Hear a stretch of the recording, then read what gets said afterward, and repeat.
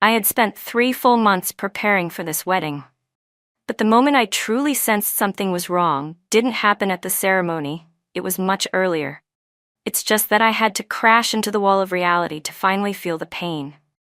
I remember when I nervously walked out in my wedding dress for the fitting. Ryan was staring at his phone the whole time, and without even glancing at me, muttered, looks great, Natalie, you look good in anything." Then, when we were confirming the venue, he spaced out, staring blankly out the window at the road. I awkwardly called his name, and in that moment, I already began to doubt everything. I had even poked at him drunkenly before, asking if he regretted this. But now I wondered, was it too late for regrets? "Don't play with me," I had said to him. That day I thought about so many things. I was terrified that after we got married he would regret it. I was scared that the bond we had since childhood would eventually turn into something pathetic.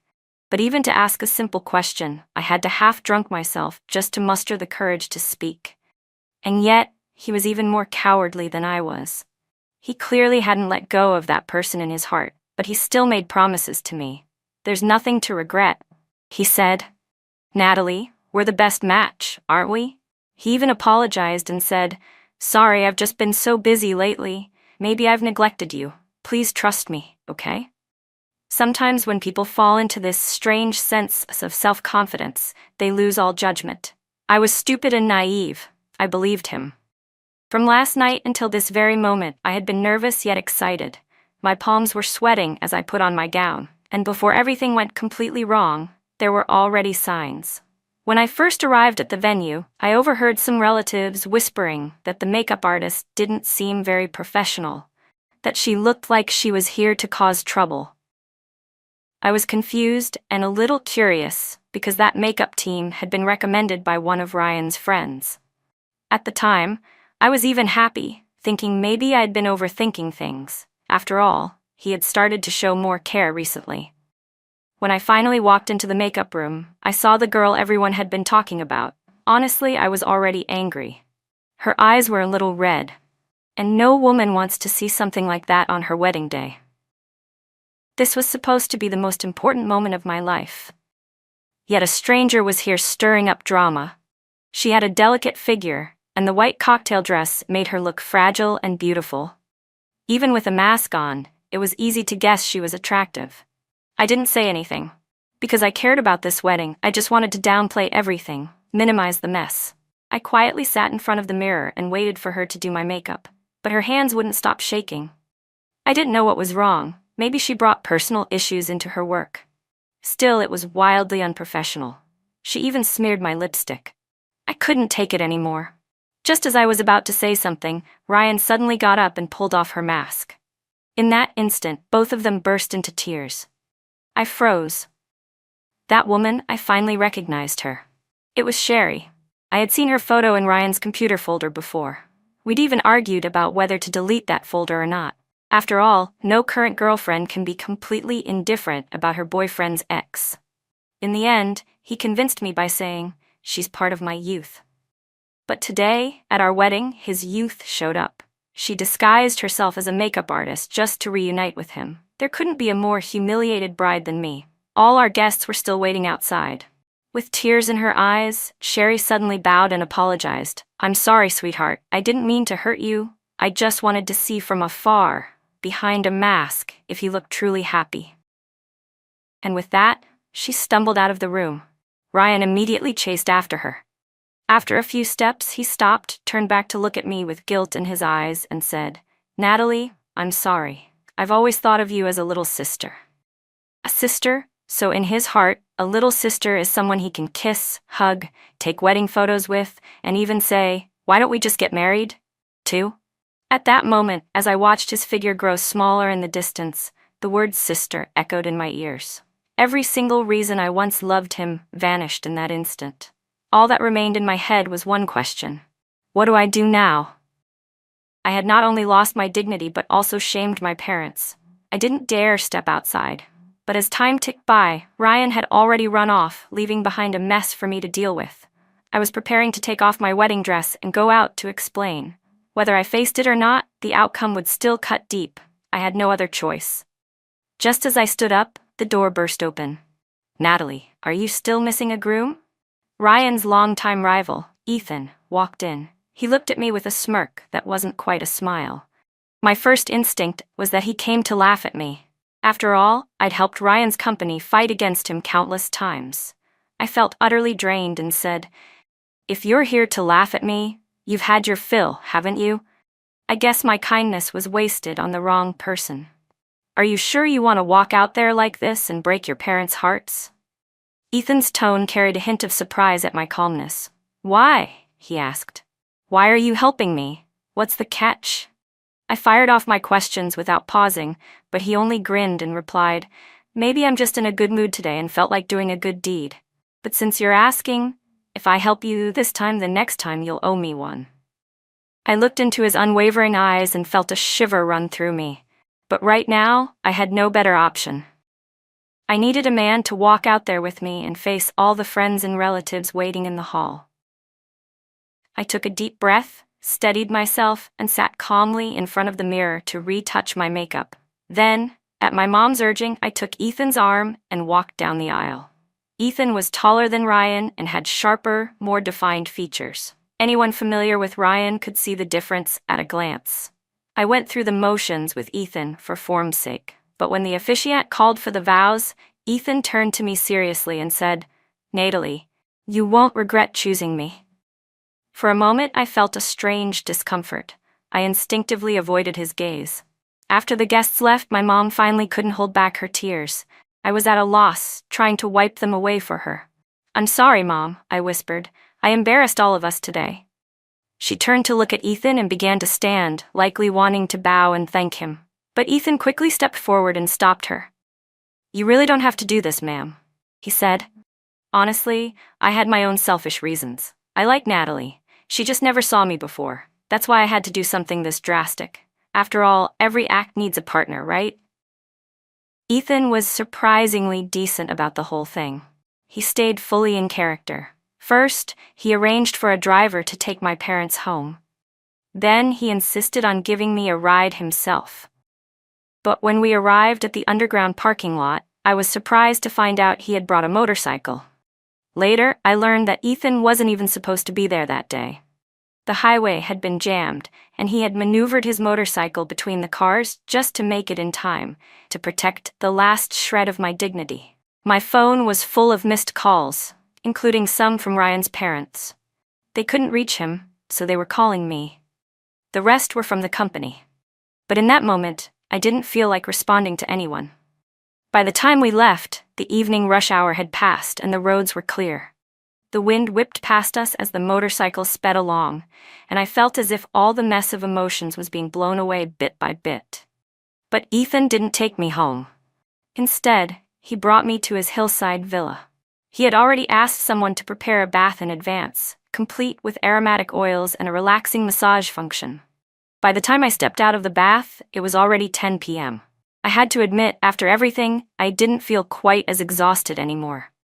The yard was filled with fireworks. I leaned against the balcony railing, resting my hands, and suddenly the sky lit up with a spectacular show. In the glittering lights, faintly, I could make out a few words. "Natalie, will you consider me?" I stared blankly at the sky, stunned. Ethan's voice came from behind me. "I'm sorry," he said. "I should have given you more time, but I've been planning these fireworks for a while now. Honestly, I even thought about knocking you out and bringing you here yesterday."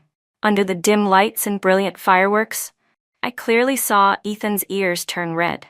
Everything that happened today was overwhelming. Ethan and I had grown up in the same neighborhood, but he never talked much. He always looked like someone who didn't want to be approached. I, on the other hand, was a loud and outgoing kid. Even though he barely responded, I still kept going to him, dragging him into games, bringing him snacks. At first, he was very cold. Then one day, he had a fever, and I was the one who found out. All the adults were out, so I stayed with him and took care of him the whole afternoon. From that moment on, he became the really good guy in my heart. Ethan didn't like sweets when he was little. Most of the snacks he got, he ended up giving to me. But later, his father struck it rich in business. He was sent abroad during middle school. At the time, I was upset for quite a while. But as time passed and we met again when we were older, everything had changed. We'd both become more distant and awkward, and I couldn't even tell why. When Ethan came back and started his own company, it just so happened that he ended up going head-to-head with Ryan's firm. The two of them couldn't stand each other, and since I worked at Ryan's company naturally, that led to constant friction between us. I eventually became too afraid to even face Ethan. That night, I didn't give Ethan an answer, not just because everything happened so suddenly, but also because I was genuinely exhausted from my relationship with Ryan. When did I start liking Ryan? Exactly. I guess I truly fell for him in my sophomore year of college. It was summer break, and since he lived near my home, he gave me a ride back. Maybe we were just unlucky. It started pouring rain. Thunder crashed as lightning lit up the sky. And Ryan's car hit a roadside barrier on the highway. I hit my head, seeing stars, and Ryan suffered an abdominal injury. Still, he carried my semi-conscious body on his back and walked down the entire highway, step by step. I can still remember him shouting my name over and over, begging me not to fall asleep. When I woke up in the hospital, his eyes were red. He hugged me tightly and said he was terrified something would happen to me. I don't know, was that still within the boundaries of just a sister to him? He remembered my birthday every year. Even when he was away on business trips, he'd send me gifts. He cared about every little injury I had, scheduled all my meals, and had them delivered to my dorm. On holidays, he'd send me things I liked. So when I foolishly believed he had feelings for me, it hit me like a punch to the chest. It was my birthday. I'd planned with my dormmates to finally confess my feelings to him. I wore my favorite dress, spent 2 hours on my hair. But when I arrived, he showed up holding another girl's hand and said, "This is my girlfriend." I was so naive, I thought I'd simply misunderstood. I thought I had made things awkward.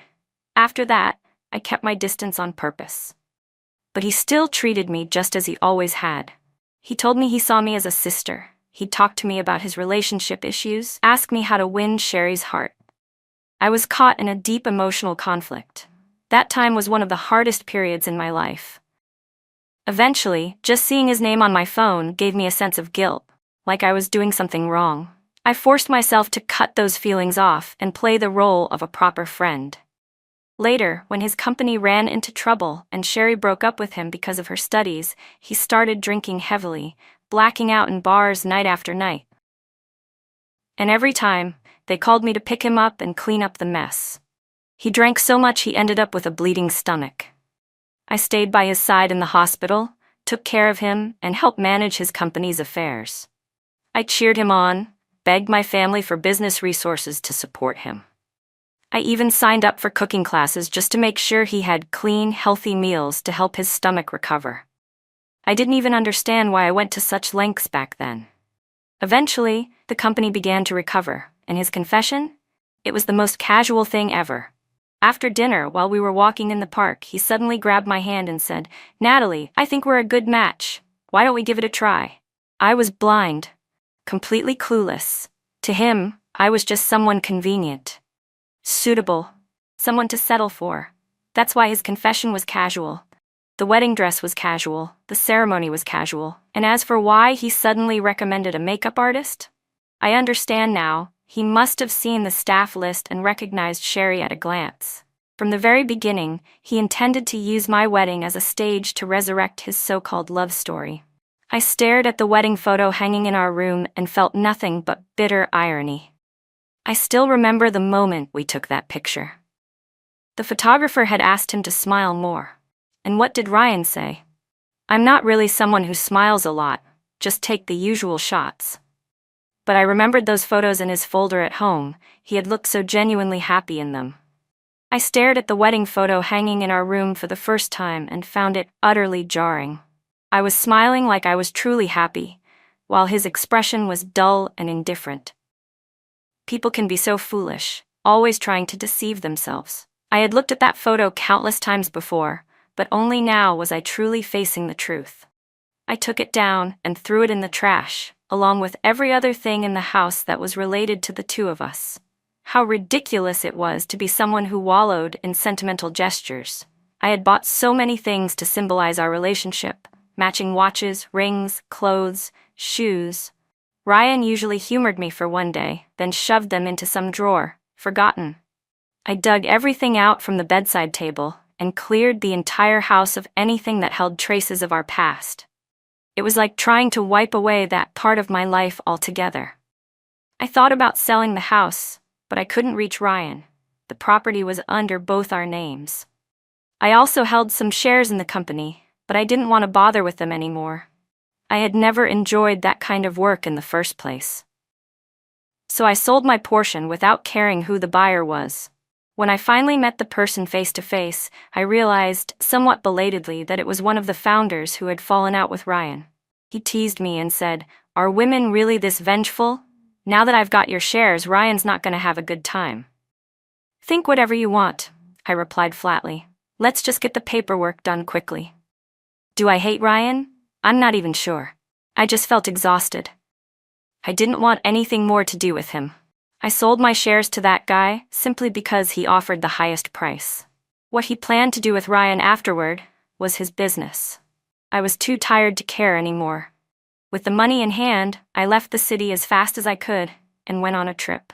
It felt like I hadn't taken a real break in ages. For so long, everything I did revolved around what Ryan wanted. I didn't even realize when this relationship had drained me of all sense of self. Thankfully, in the end, I walked away with enough money to retire comfortably. Naturally, I've always been a laid-back person who loves to enjoy life. I even had a social media account where I posted about my daily life, and it had gathered quite a few followers. For a long time, I'd been uploading cooking videos, dishes I made for Ryan.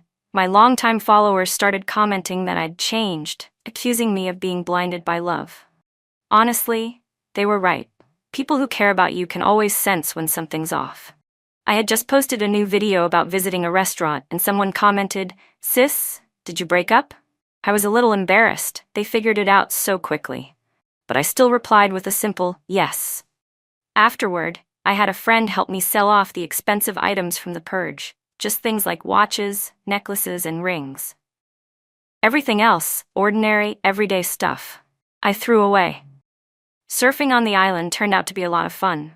I had always wanted to learn, but I kept putting it off, waiting for Ryan's schedule to open up. And just like that, I waited and waited, worked and worked, but never got the chance. Now I finally came. The sea here was clean, the beach soft, and I spent most of my time lying on the sand doing absolutely nothing. One day, I stumbled upon a local bar that was doing pretty well. The bartender used fresh coconuts grown nearby, and the cocktails were actually really good. I didn't think the drinks were very strong, but after 2 or 3 glasses, my head was spinning a little. I regretted drinking so much on my own. When some creep tried to grope me, I raised my high heel, ready to smash it into his face, when suddenly, someone stepped in and punched the guy to the ground. Honestly, this man had an amazing physique. I couldn't help but be a little stunned. He sighed and said, "Natalie, could you be any more clueless? Getting yourself drunk like this?" I stumbled, and he quickly reached out to steady me. The bar was full of cheap perfume, but he smelled clean and subtly woody, with a faint bitterness that was strangely comforting. In that moment, I didn't feel so dizzy anymore. He led me out of the bar and onto the street. He asked where I was staying. By then, I was a little more sober, and realized it was Ethan. For some reason, seeing him angry actually amused me. I leaned toward him, wrapped my arms around his neck, and teased, "Don't you want to take me home with you? Natalie, do you even know what you're saying right now?" He snapped. "Are you hesitating?" I challenged. "So when it comes to me, men always hesitate, huh?" I looked up at him. "Don't you like me anymore? Am I not pretty? What's wrong with me?" "You're drunk, Natalie." I didn't want to hear the rest of what he was going to say. I kissed him right then and there. The sea breeze was damp and salty as it swept across us. He froze for just a moment, but then deepened the kiss. Inside the narrow car, he held me tightly but restrained, my fingers brushing the beads of sweat on his neck. His eyes were tinged red, wild like a beast. I began to regret it and tried to pull away, but he pinned me down. "Natalie," he said, voice low and hoarse, "I told you, you don't get to regret it anymore." I felt like a little boat lost at sea, repeatedly submerged by waves, only to be pushed back to the surface again. Every time I thought I was about to drown, he gave me just enough breath to stay afloat. He leaned in close to my ear and whispered, "Do you like this?" His raspy voice sank into my chest like static. It tickled. I didn't answer. I kissed him back instead. There are some things you don't need words to say. The car windows fogged up. I lay in his arms, too exhausted to even lift my hand. But I slept more peacefully that night than I had in ages. When I woke up, Ethan had already changed me into a bathrobe. I didn't even know when he had brought me to the hotel. I had been so out of it last night, I didn't even have the strength to lift my eyelids. To my surprise, the hotel wasn't far from where I was staying. He kissed my forehead gently and said, "I cleaned you up a little this morning. There's hot water in the bathroom. Soak for a bit. You'll feel better." I looked around. Drinking had messed things up. I wasn't totally wasted, just a little buzzed. Still, I wasn't sure how to deal with what had just happened between us. Ethan noticed I was zoning out and simply picked me up and carried me to the bathroom. Clutching my robe belt, I awkwardly avoided eye contact. "Want another drink?" he asked. Though drinking on an empty stomach in the morning isn't great. "Let's wait till tonight." Seeing the eager sparkle in his eyes, I immediately jumped away. "Are you serious? My back is killing me." I kicked him out of the bathroom, took off the robe, and sank into the tub. The water was the perfect temperature. But when I saw the marks all over my body, my mood dropped again. Had Ethan lost his mind last night? What happened to the gentleman at the beginning? After the bath, I originally planned to sneak out while Ethan wasn't paying attention, but as soon as I opened the door, he was already walking out of the kitchen with a steaming bowl of seafood congee. Ethan was staying in a presidential suite. The kitchen was huge, and he had even made a few side dishes. I had to admit, after all that physical activity and a deep sleep, I was starving. As a picky food blogger with a taste for good meals, I was surprised. But after finishing his cooking, I genuinely felt a sense of crisis, like he might steal my job one day. I thought I'd eat quickly and slip out while he wasn't looking. But then he invited me to go jet skiing. I was tempted. It did sound fun. "Fine," I told myself, "I'll play, and then I'll leave." He drove the jet ski across the water with me, holding on from behind, waves splashing on our faces. The morning sun shimmered through the droplets like a prism. When the jet ski finally came to a stop, out of nowhere, a kiss landed on my cheek. I froze, caught off guard. Things were spiraling further and further out of control. Before I could even react, that kiss moved from my cheek to my lips. His breath tangled with mine. I got scared I might fall into the water, but he kept kissing me. The ocean waves kept crashing onto the shore as I instinctively clung to him, which seemed to give him encouragement. He deepened the kiss. And just when I wanted to push him away, suddenly, my stomach tightened. I realized, in panic, I might be pregnant. By the time the kiss ended, I was so breathless it made my head spin. He lifted me off the jet ski and carried me straight onto the beach. We walked back hand in hand like a real couple. I felt uneasy and tried to pull my hand away, but he held it tighter. Then, without warning, he pulled me into his arms and growled softly into my ear. "Natalie, there's no turning back now." I didn't know what to say. As we neared the hotel, I finally couldn't hold back. "You don't mind my past?" I asked. "Of course I mind," he replied. "Then let's just treat this like a dream. Dreams always end. We should return to reality now." I was about to leave it at that, when he suddenly pulled me into his slightly damp embrace. "Natalie, you idiot," he murmured. "What I mind is that I didn't protect you. I mind that I didn't come back sooner. I mind that I let someone like him hurt you when I should have fought to keep you." I didn't cry when Ryan ran from our wedding. I didn't cry when I went back to that empty wedding suite to pack up my things. But now, hearing those words, tears finally spilled down my cheeks. Truthfully, during this entire time, I'd blamed myself more than I'd blamed Ryan. I hated my own self-delusions, my foolishness for letting someone toy with me like that. But time doesn't run backwards, so I kept forcing myself to look forward. And now, someone was telling me he regretted not protecting me too, that he wanted to treat me gently. It was a feeling I couldn't explain. After being dismissed and overlooked for so long by Ryan, I finally realized I was also someone worth being cherished. This time, I didn't push Ethan away. I used to resist Ethan's presence in my life. I always felt things were moving too fast, or maybe I was just scared. But in that moment, I truly wanted to hold on to him. Traveling as a couple somehow felt more alive than going solo. Ethan was thoughtful and meticulous in everything he did. We went diving together in Semporna. The underwater world was so different from life on land. Little fish swam right past our faces, and then suddenly someone set off fireworks above the water. The sparks fell like stardust, bursting into dazzling trails across the deep blue sea. In the glow, glowing letters emerged, floating in the air. "Natalie, will you marry me?" Ethan was the kind of person who genuinely put effort into everything. He said we'd missed out on too much time before, so now we needed to make the most of every moment. Life passes in the blink of an eye if you don't. After we came back up from the sea, he asked me again what my answer was. I pinched his cheek and teased, "Vice President, aren't you being a little too eager?" My last wedding ended in disaster. My parents haven't even recovered from that shock. If I tell them I'm getting married again, they'll freak out. Honestly, I haven't even wrapped my own head around it yet. But Ethan seemed unusually persistent about this. No matter what we were doing, he always found a way to bring the topic back up. At night, he'd ask me over and over again, "Do you like this?"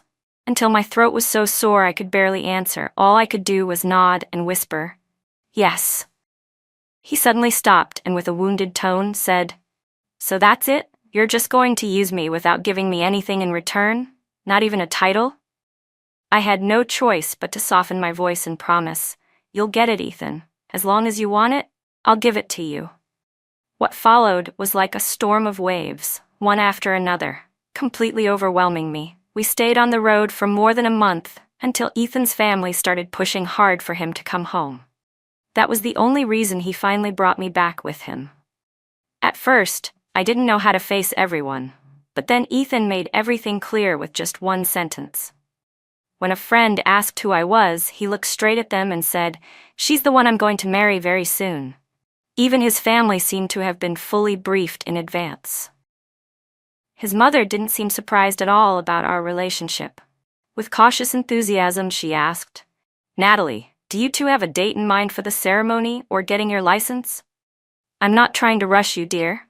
I just happen to know someone who's great at picking auspicious dates. I could call him right now if you'd like." As she spoke, she slipped a jade bracelet onto my wrist. "Oh, Natalie, it looks so beautiful on you." The moment I stepped out of the living room, Ethan's little sister squealed in excitement and tugged at my arm. "Sis, you're finally agreeing to marry my brother. Otherwise, why would you wear our family heirloom?" Leaving Ethan's house, I realized I was actually sweating from all the excitement. Ethan had been smiling quietly the whole way home, but that smile didn't last long. When we got back to my place, there was a delivery box sitting at the door. I opened it and found a diamond necklace the size of a pigeon egg inside. On top of it was a card that read, "Natalie, I wish you happiness. Ryan." Wow. This time, Ryan wasn't wrong. I really was happy. I glanced at Ethan, whose smile had completely disappeared, and couldn't help but laugh. I kissed him and said, "Well, at least he finally got one thing right. I am happy." I didn't throw the necklace away, nor did I return it. Free money from Ryan? Why not? I donated it, consider it my contribution to society. Ever since Ethan saw that necklace, his mood had been sour. When I asked why he was so angry, he replied, "I don't even have the right to be mad. Isn't that something?" Well, eventually I did give him that right. It happened on his birthday. He made a wish, and I granted it. That very same day, we went straight to the marriage registration office. It's funny how being with someone you truly like can make you act like a couple of kids. We decided to hold our wedding on one of the islands we had traveled to. It was a small ceremony with very few guests, so not many people actually knew we had gotten married. As for a honeymoon, that would have to wait until Ethan could take a long break from work. Just when I thought Ryan had disappeared from my life for good, one of his friends called me. Ryan had been in a car accident. I didn't feel much, just politely asked how he was doing and when he'd be discharged. Then I added that once he was out, we should finalize the division of the house and car we had co-invested in. That message was relayed to Ryan, and his response was only one sentence. you can have it all. I didn't dwell on it. I accepted his decision without hesitation. There are plenty of people in this world who need money more than I do. But I didn't want to keep it either. I quickly handled all the paperwork and donated it all to an orphanage. I thought that would be the end of it. Later, my best friend Yara came to gossip. "Do you know how Ryan got into that car accident?" she asked. "It's like he lost his mind. He and Sherry were out in the middle of a thunderstorm in the middle of the night, playing some ridiculous emotional game. He crashed trying to chase her down." I chuckled but didn't comment. It wasn't relevant anymore. They clearly didn't have that deep of a connection anyway. After all, when I sold my shares, it was Ryan who got kicked out of the company. One afternoon, while I was fishing by the lake, I got a call from an unfamiliar number. To my surprise, it was Sherry. She was crying, asking why I had kicked someone while they were down. I calmly explained, "I sold my shares before Ryan's accident." She then pressed, "But why didn't you at least tell him? You sold them to his biggest rival. Isn't that revenge? Seriously?" We were all 27 or 28, yet she still acted so naive. Ryan once told me that all he ever wanted was to protect her innocence. Well, he can keep doing that as long as it doesn't hurt anyone else. I told her, "Miss Ning, let me be clear. I can sell my shares to whomever I please. And if you're so morally righteous, why did you crash someone else's wedding and steal the groom?" I didn't bother listening to her reply. I hung up and blocked her. Later, I accompanied Yara to a networking event in the industry. I didn't expect to run into Ryan's old buddy, Sean, there. I was about to leave to avoid the drama, but he stepped in front of me. With an annoyed tone, he said, "Natalie, don't you think you've gone too far?" I stared at him. "What's that supposed to mean? Do you even know how long Ryan was in the hospital? And what does that have to do with me?" I replied flatly. "Just so you know, I'm married." "No way," he scoffed. "You really made up a lie like that?" "Tsk, Natalie, I swear, you're unreal. What, you think you're the only woman in the world? That only you and Ryan count?" He choked on his own words after that, clearly running out of steam. In the end, all he could toss at me was, "Natalie, don't come crying when you regret this." The more I thought about it, the more it irritated me. I mean, Ethan had even pinned our marriage license photo to the top of his profile for everyone to see. But I'll admit, I still had a bit of fear inside me. After what happened with Ryan, people in our circle had always looked at me like I was some kind of joke. Running into Ryan's friends again made me realize something. The more I tried to avoid them, the more they felt entitled to push boundaries. So I posted a wedding photo on my social media with a simple caption, "I've been happy for a long time." That same night, Ethan, who was on a business trip out of town, flew back immediately. He looked absolutely overjoyed, not even trying to hide it. That evening, we went out to a private kitchen for dinner, but for some reason, my stomach was unsettled. I had no appetite at all. Ethan got worried and wanted to take me to the hospital, but I waved him off. I figured I was just grossed out by something at that networking event. He thought maybe the food wasn't to my taste, so when we got home, he made me a bowl of his signature noodles. I barely managed one bite before a wave of nausea hit me. I clutched the bathroom sink, nearly in tears.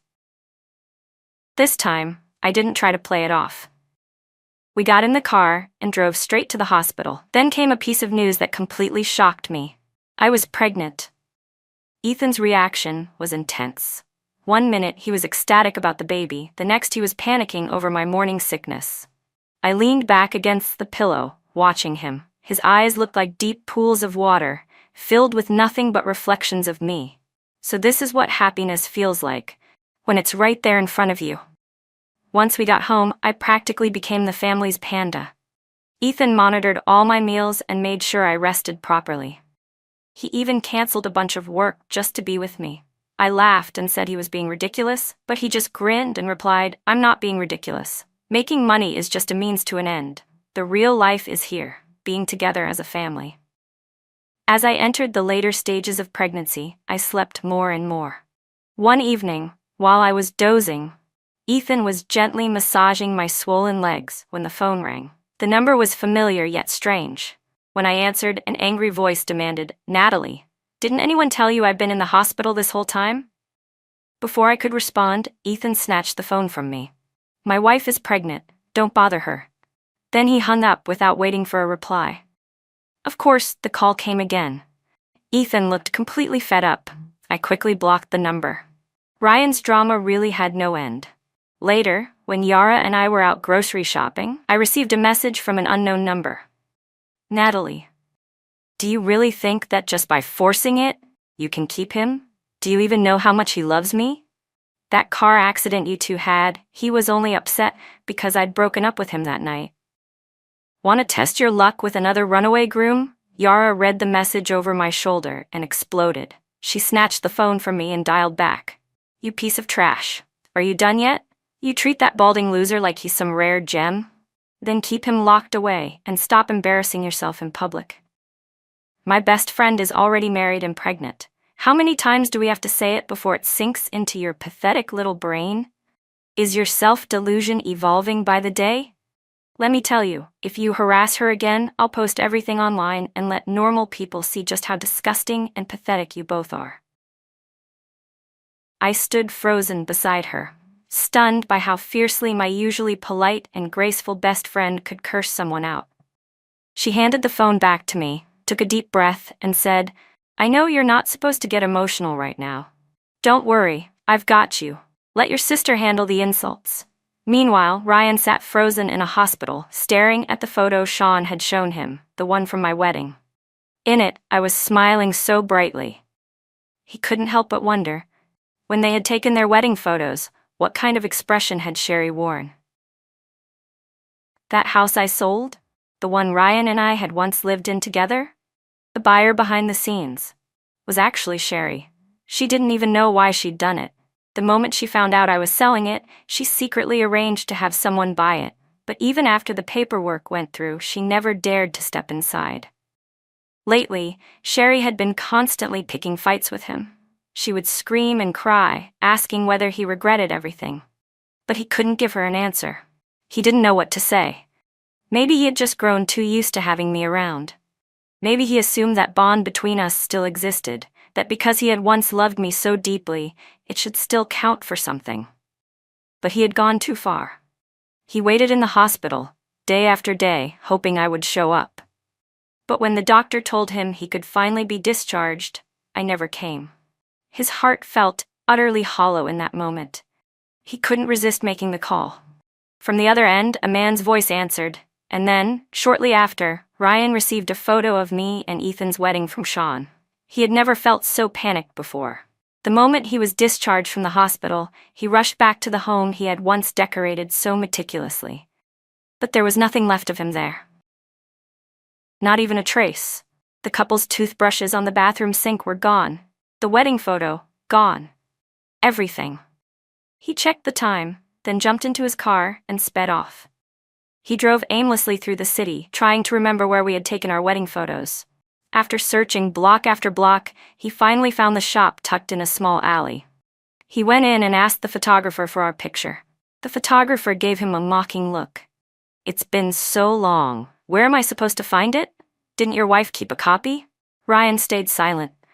The photographer rolled his eyes in disgust and turned away to help another customer. But suddenly, Ryan grabbed his arm, agitated. You can find it, right? I'll pay. I have money. Reluctantly, the photographer dug through the archives on his computer.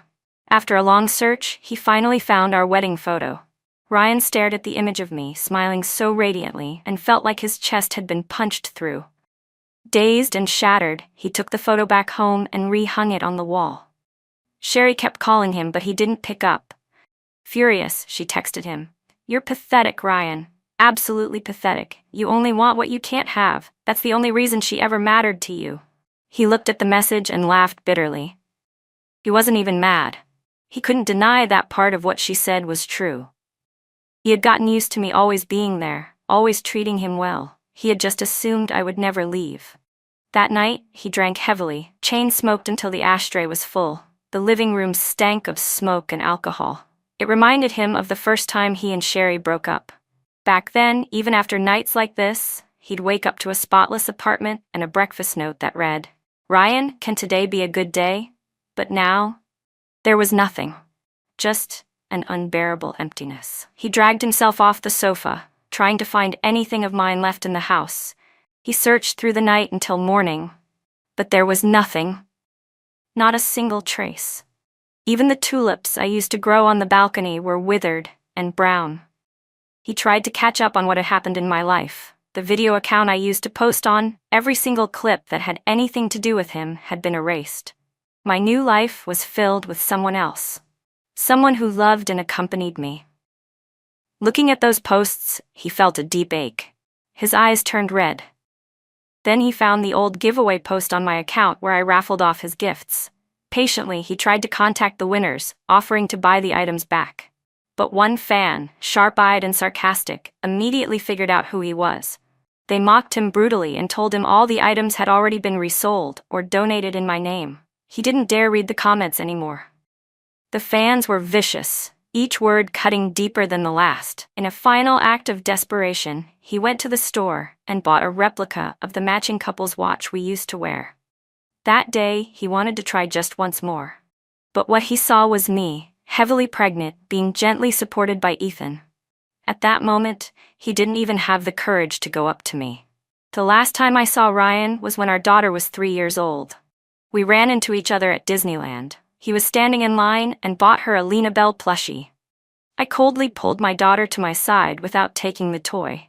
Ryan looked visibly hurt. "Natalie, do things really have to be this distant between us?" he asked. "Do you remember how we survived that car accident together? I was terrified something would happen to you." "Oh, so I was supposed to thank you for almost getting me killed?" I replied coldly. His mind went blank. That was when he realized I had known all along. All those times he used that accident to guilt me, it no longer worked. He stood in Disneyland for a long, long time, watching as our little family of 3 disappeared into the crowd. From that moment on, I completely erased him from my life. Years passed. When our daughter turned 10, I suddenly received a notice, an inheritance gift from Ryan. He had died, stomach cancer. They said he'd been drinking himself to death for years. Reading the message, I felt a mix of emotions. Mostly, I was speechless. It was like Ryan had never truly grown up. He never took responsibility for anything in his life. Honestly, with our current lifestyle, I didn't care about that inheritance. I returned it to his parents. Downstairs, Ethan was waiting quietly in the car. I thought to myself, maybe Ryan did give me one good thing. He ran fast enough at that wedding. Otherwise, who knows how many more years of pain I would have had to endure. Back home, our daughter came running to me, soft and sweet, wrapping her arms around my waist. Ethan stood beside the grill, barbecuing for the 2 of us. And from the moment happiness found me, it never left again.